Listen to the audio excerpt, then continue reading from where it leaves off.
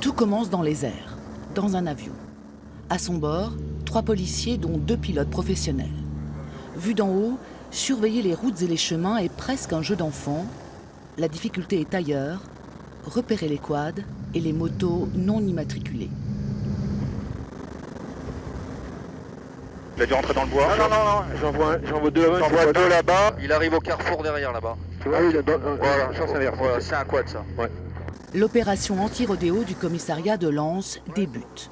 Ce que les policiers voient depuis leur avion est transmis en temps réel aux patrouilles, sur Terre. Après c'est à gauche, après le feu je pense que c'est à gauche. Et le résultat, garanti. Là c'est à gauche. Le jeune homme est interpellé. Il a d'abord refusé de s'arrêter malgré les ordres des policiers. Son quad n'a pas de plaque d'immatriculation. Il affirme l'avoir acheté la veille. Là tu vois ton quad, il n'est pas plaqué. Il n'a pas le droit de circuler sur la voie publique. Je suis pas certain qu'il ne soit pas volé non plus. Donc là ton quad tu le récupéreras pas.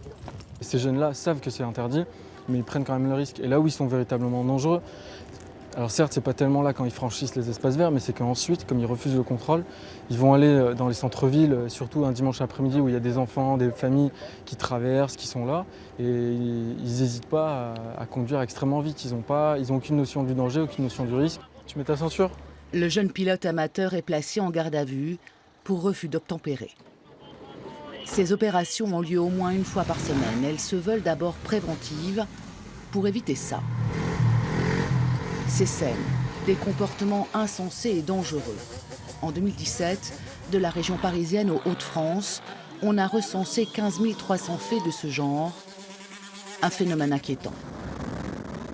Dans l'arrondissement de Lens, c'est maintenant un motard qui est appréhendé. Lui non plus ne s'est pas arrêté quand les policiers le lui ont demandé, et ceux qui ont vu ne comprennent pas.